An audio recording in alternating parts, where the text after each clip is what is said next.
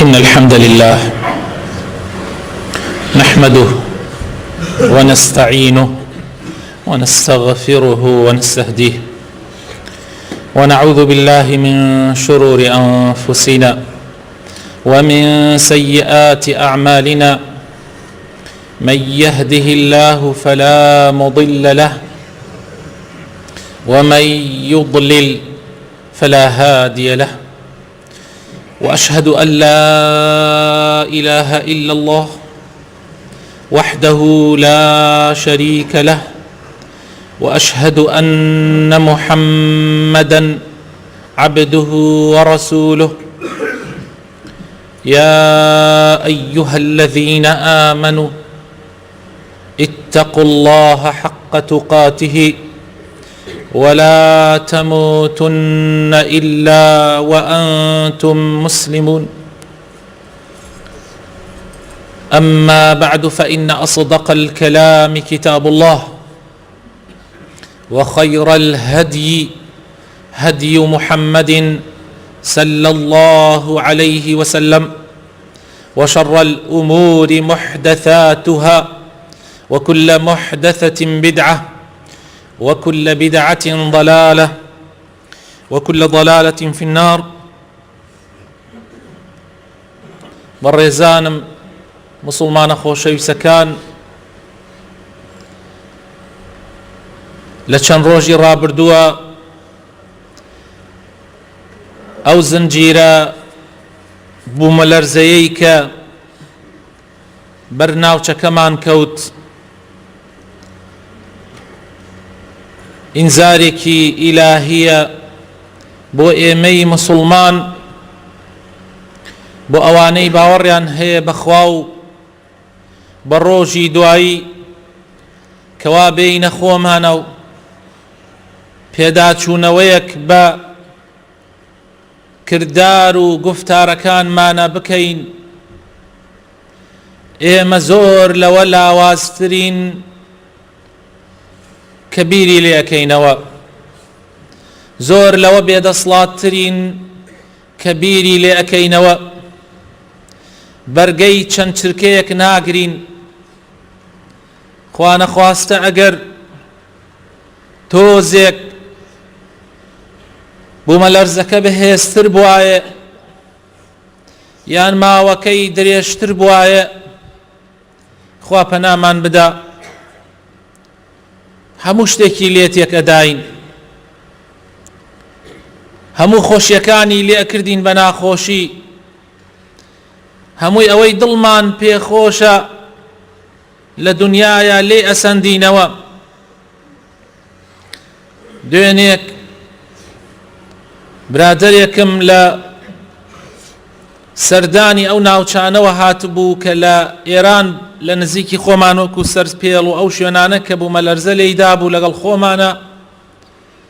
هەندێ باسی بۆ ئەگێڕاینەوە. باسەکانی زۆر دڵتەزێن بوو. باسی ئەوەی بۆ کردین کە خەڵکانێک هەبوون پێشا زۆر دەوڵەمەند بوون لە ناوچەکە، ئێستا چادریشیان دەست ناکەوێ بڕۆنە ژێرێەوە. کابرا ئەگەر ماڵەکەشی نەڕۆخا بێتە سەرخۆی و مناڵەکانیە لە دوورەوە تەماشای ماڵەکەی ئەکا ناوێرێ بڕاتە ناوێەوە، ماڵەکەی خۆی لێ بۆتە دوژمن. لەبەرەوەی خەڵکانێک چوونەتە ناو ماڵەوە، ئەو زنجیرە بوومەلەرزەیە کە تا ئێسەش بەردەوامە پێشا بە توندی لێداوە، بەڵام ئێستا بە هێواشیش لێدا خانۆکە ڕمێتە ملیانە. تەنانەت ئەیوت وەڵڵاهی هەیانە خوا ئەگەدارە ناتوانێ بڕاتە ژوورەوە قەمسەڵەکەی دەرکە، چونکە خەڵکێ بووە بۆ سەر ئاو چۆتە ماڵەوە ڕماوەتە ملیە. باسی چەندین چیرۆکی بۆ ئەگێڕامەوە، بەڵام یەکێک لەوانش باسی مامۆسایەک کە مامۆسا مەلا عەبدوڵڵای ناوە، منیش ئاشناییم پێی هەیە، باسی ئەو پیاوە بەڕێزەیە کرد کە من ئاگام لێیەتی نزیکەی 15 ساڵ زیاترە مناڵی نابێ. ئێستا لەم ئەخیرە خوای گەورە مناڵێکی پیان بەخشیوە 2 مانگانە، خۆی و مناڵەکەی وەفاتیان کردەوە، یعنی بوونەتە ژێر خانۆکەیان و ژنەکەی بەتەنیا دەرچوو. و چەندین چیرۆک و کارەساتی تر کە لە عایلەی وا هەیە تەنها مناڵێ دەرچوو، تەنها پیرێژنێ دەرچووە. یعنی لە ڕاستیە ئەبێ ئینسان بزانێ کە لەم دنیاە خاوەن هیچ نییە، چۆن بەڕەش و بەڕووتی بە پێپێتێتی لەم دنیا هاتوویتەتە ئەم دنیاوە،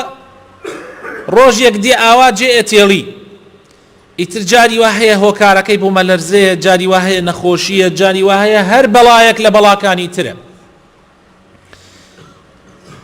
پێویستە ئێمە بینە خۆمانە، پێویستە محاسبەی خۆمان بکەین، نەڵێین ئەمە بەهۆی تاوان و گوناحەوە نییە، بەخوا بەهۆی تاوان و گوناحەوەیە. خوای تەعالا هیچ نیعمەتێک بەسەر قەومێکە ناگۆڕێ ئیلا خۆیان ئەیگۆڕن، خۆیان بەدەستی خۆیان ئەیگۆڕن، بەهۆی کاربەدەستانی زاڵم و ستەمکارەوە کە ئەمان خۆیان دەنگیان پێیان داوە، خۆیان لەبەر مەسلەحەتێکی پارە و پول،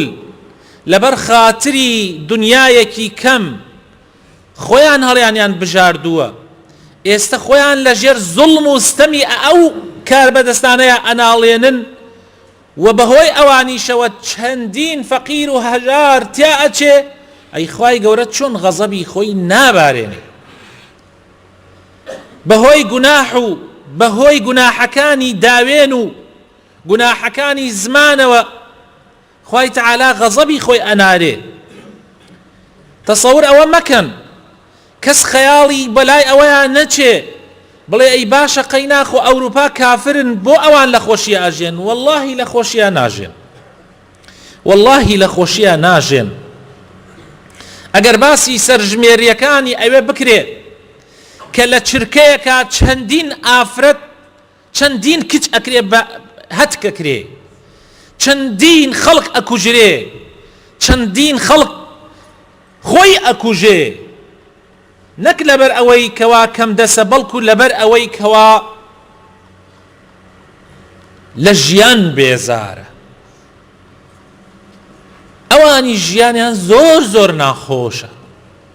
لەگەڵ ئەوەشا کە هێشتا پەیامی پێغەمبەران بە تەواوەتی پێغەمبەری خۆمان صلی الله عليه وسلم بە تایبەت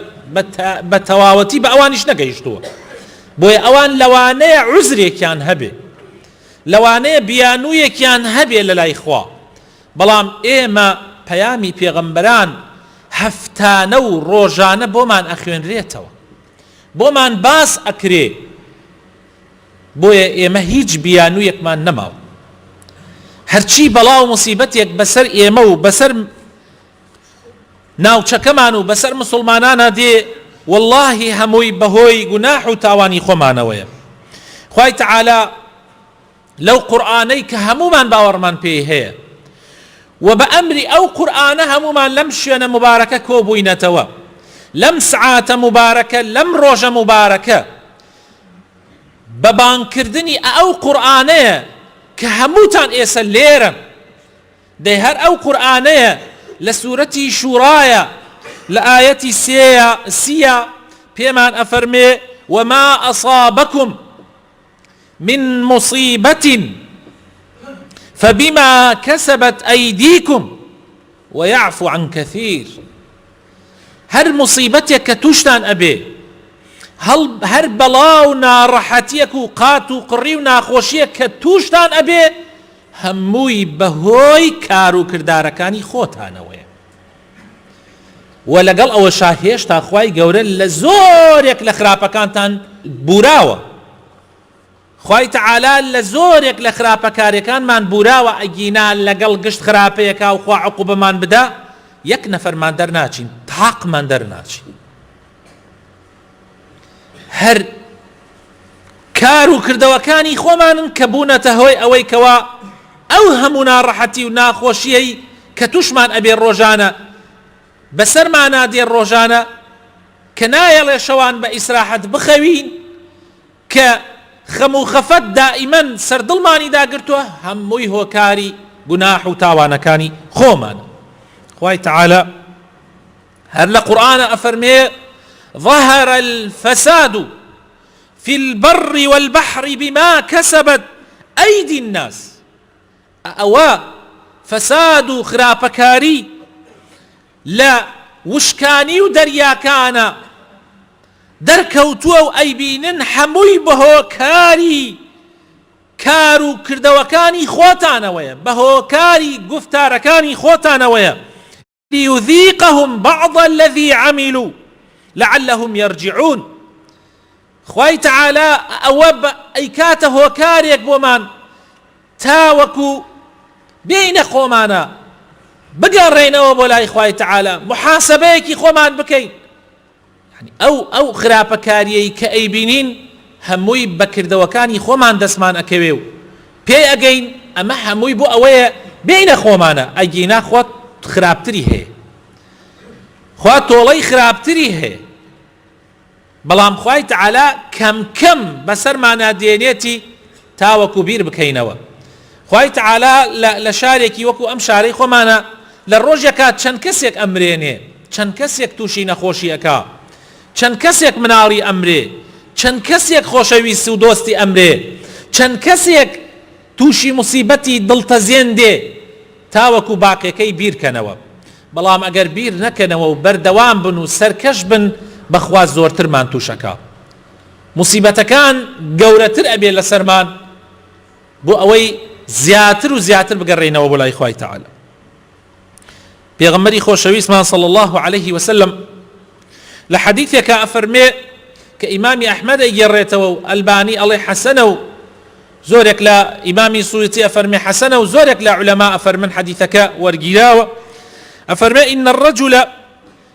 ليحرم الرزق بالذنب يصيبه ولا يرد القدر إلا الدعاء ولا يزيد العمر إلا البر. أفرمي جاري وهي كسيك لإيما خواهي تعالى للرزق محروم يكا بهوي قناحك وكأيكا بهوي قناحك وكأيكا خواهي تعالى رزقي كمكا رزقي كرت أكا وهيت شتي قدري خوانا قرينتوا إلا دعاء نبي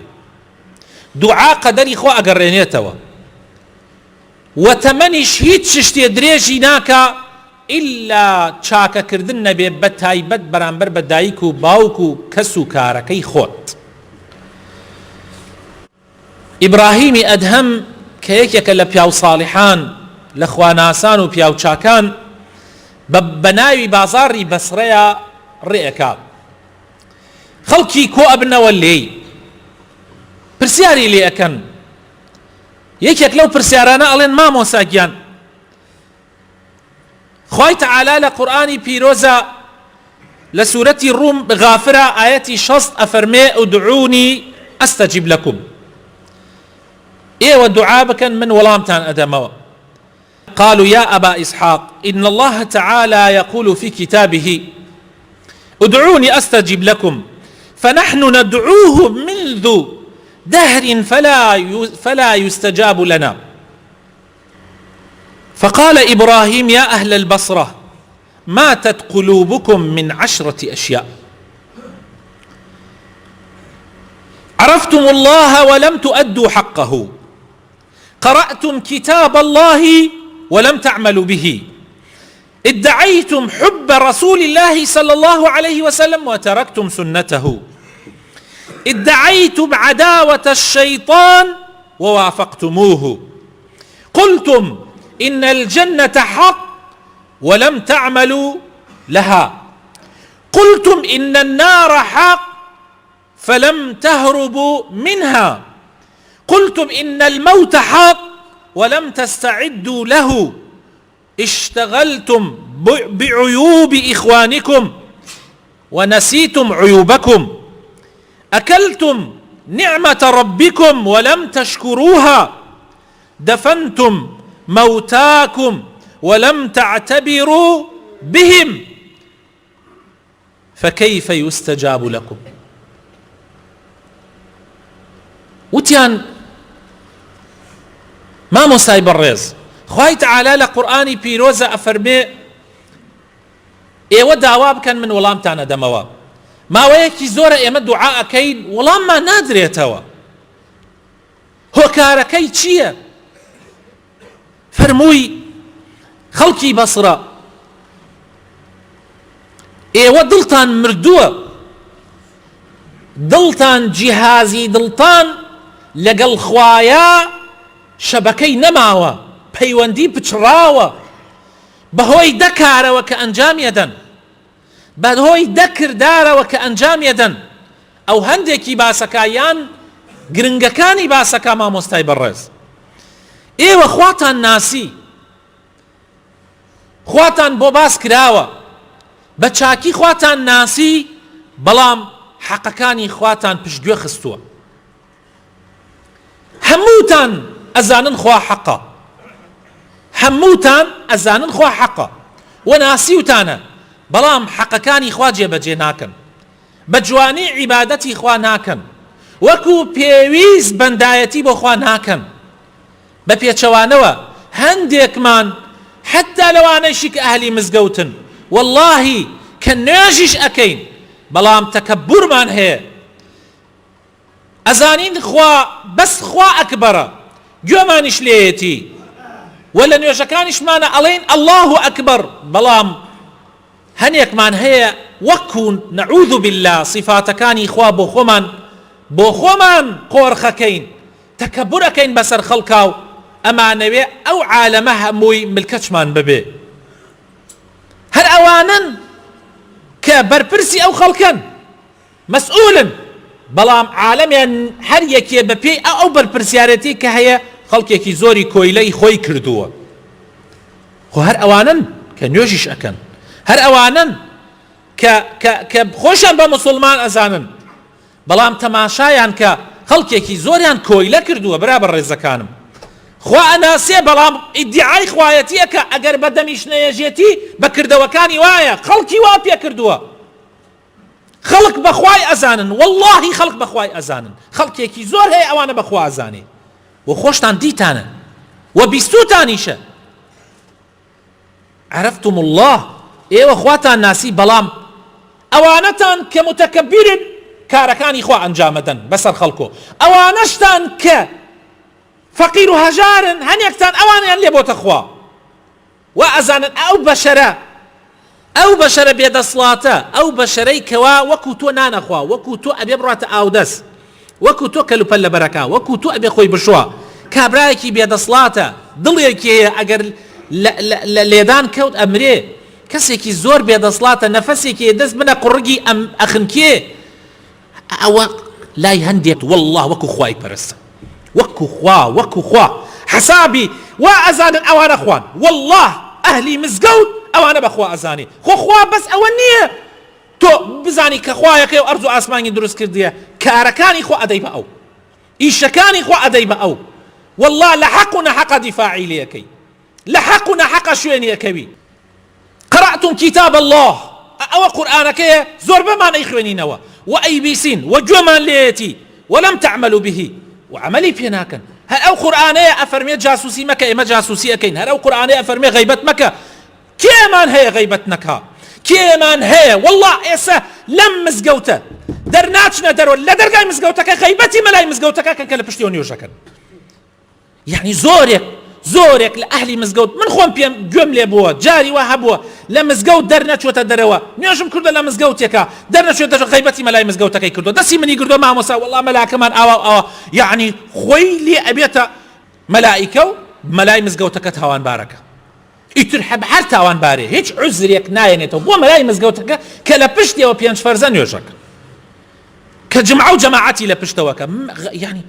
هو خواهي قوري لقرآن أفرمي غيبت مكة، خواهي تعالى لقرآن أفرمي جاسوسي مكة، خواهي تعالى لقرآن أفرمي دزي مكة، أفرمي خرابة كار مبا، أفرمي الرشوة مخو، أفرمي باري خلق مخو، أفرمي حقي خلق داگير مكة. يهر إيمانين براينا، يهر إيمانين أي كوابن ديوارا كان أواني حياة من شو حياة ما شو اللي حمود دولة كاني دنيا باسی بندیوارەکان ئەکرێ هەر حەیامان چووە ئەڵێن بندیوار چییە؟ شتیوایش هەیە. عێراقێک 30 ملیۆنە کەسە مۆزەفەکانی 3 ملیۆن نابێ بە کوردەکەی شێوە، یعنی وا بووە ئیسەی شەلایەزاد 3 ملیۆن نێ، بەڵام تەنها کوردستان 1,200,000 مۆزەفی هەیە. مەسئولی وا هەیە برا بە ڕێزەکانم 200 کەس حیمایەتی و ها لە دەوری مەسئولە بچکەکان تێگەی خۆی لە ڕاستیە 15 کەسیشی نییە، گشتی ناوی خزمەکانی نووسیە و کردێتی ئاید خۆی و ئەوانیش معاشەکە ئەخۆنەوە نیوە و ڕبع المهم بەشدارن لە گوناحەکەی تو دوعا چۆن قبوڵە بێ.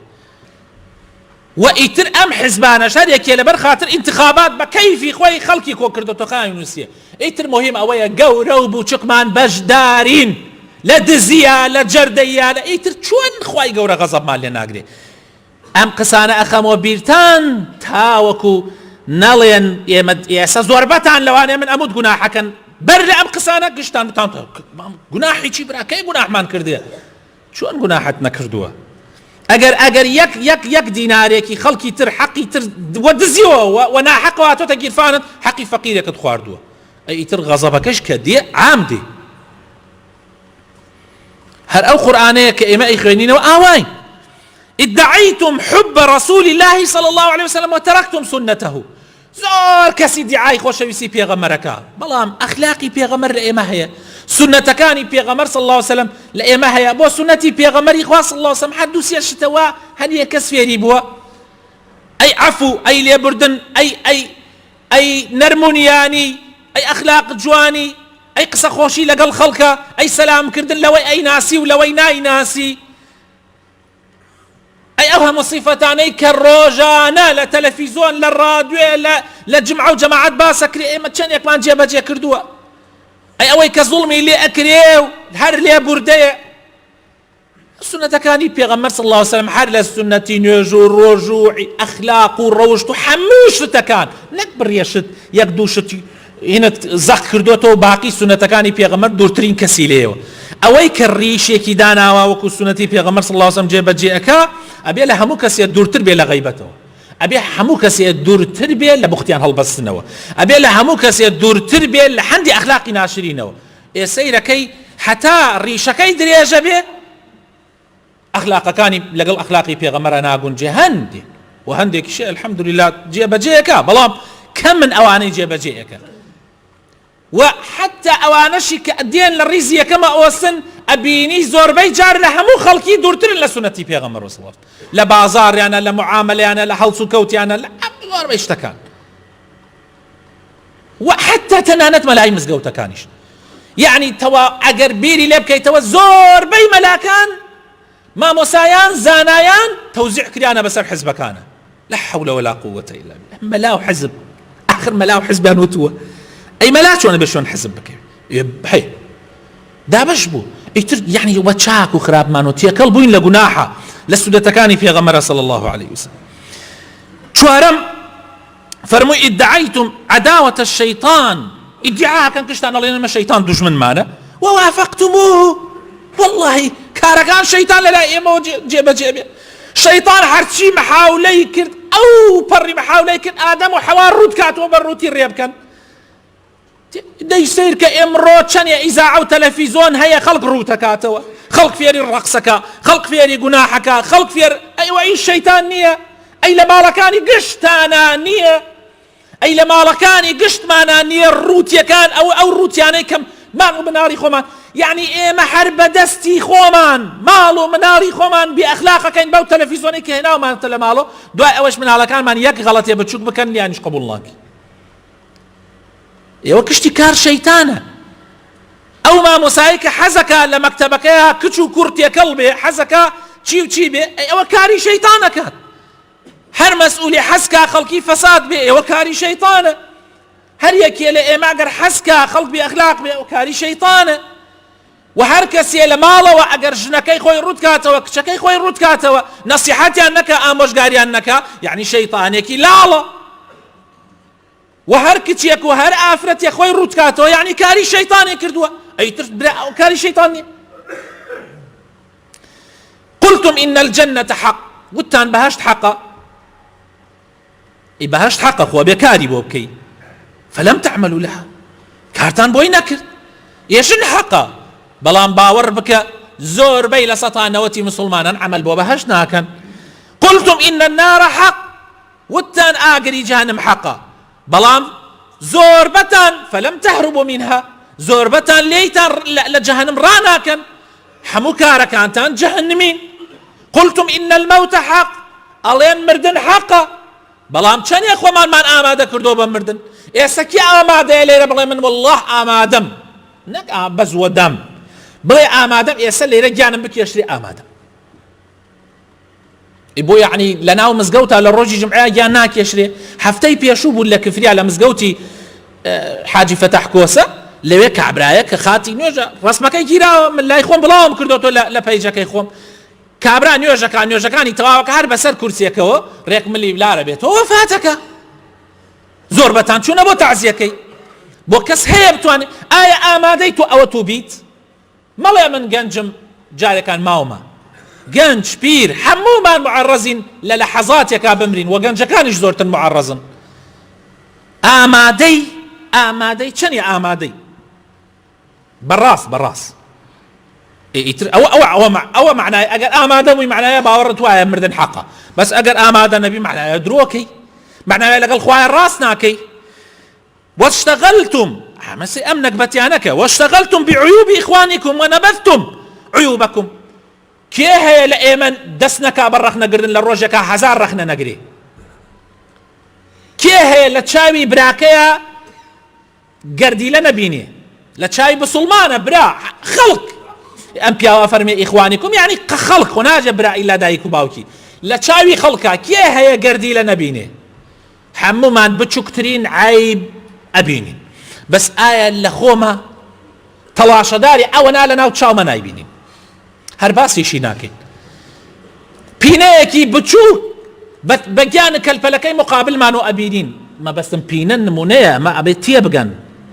پینەیەکی بچووک ئەبینین بەڵام خۆمان لایە لە کراسەکەمان دڕیا ئاگامان لێی نییە خۆمان و ماڵ و مناڵمان پڕین لە عیب مەشغوڵی عیبی خەڵکین باسی عیبی خەڵکەکەین و ناویشیان تێرین ئەگەر ناوی نێری ئێستا بڵێ کاکە خەڵک عیبدارە خەڵک نوقسانە خەڵک چییە ئەمە مانع نییە بۆ ئەوەی نەسیحەتی خۆت و خەڵکیش بکەی بەس کە ناوت هاورد ئەوە نەکبەتیەکەی کە تۆ ناوی ئەهێنی فلانە کەس وای کرد فلانە کەس ئاوای کرد کاکە بۆ وا ئەکەی ئەگەر حتا تۆ ناسحی و ئەتەوێت مەبەست ئەوەیە چاک بێ ئەی بڕۆ بۆ لای خۆی ئەی بڕۆ بۆ لای خۆی برادر وایە دێتە لای من ئەڵێ مامۆستا وەڵا دەرچوونە زەلامێک گوتێتی بەخوا باسێکی من ئەکا یعنی ئیتر بە حەق و ناحەق بە حەق و ناحەق باسێکی من جار وایەکێک ئەیهێنێ ئەڵێ پێم وتووە ئەی باشە ئەگەر ئازایی ئەگەر ڕاستەکەی ئەی ئەوە خۆی ئەوە تا لە منبەرەکەی بێ بۆ لای خۆی بەس تۆ درۆکەی ئەتەوێت سومعەتی بشکێنی ئەتەوێت کەمی کەیتەوە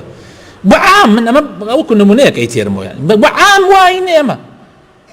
مەشغوڵی عیبی خەڵکی ترین عیبی خۆمانمان لەبیر چۆتەوە طبعا ئەمە هەمووی ئێستا بۆ نمونە ئەمە بی بە ئاستی حزب ئەم حزبەکە ێژە فلان وای کرد فلان وای کرد واللهی درۆکە خۆی لەو خراوتر ئەویش و ئەو ێژە وای کرد گشتیان خراپ گشتیان ئەمەی وەسەرمانە هات ئەوان وەسەرمانە نەهاو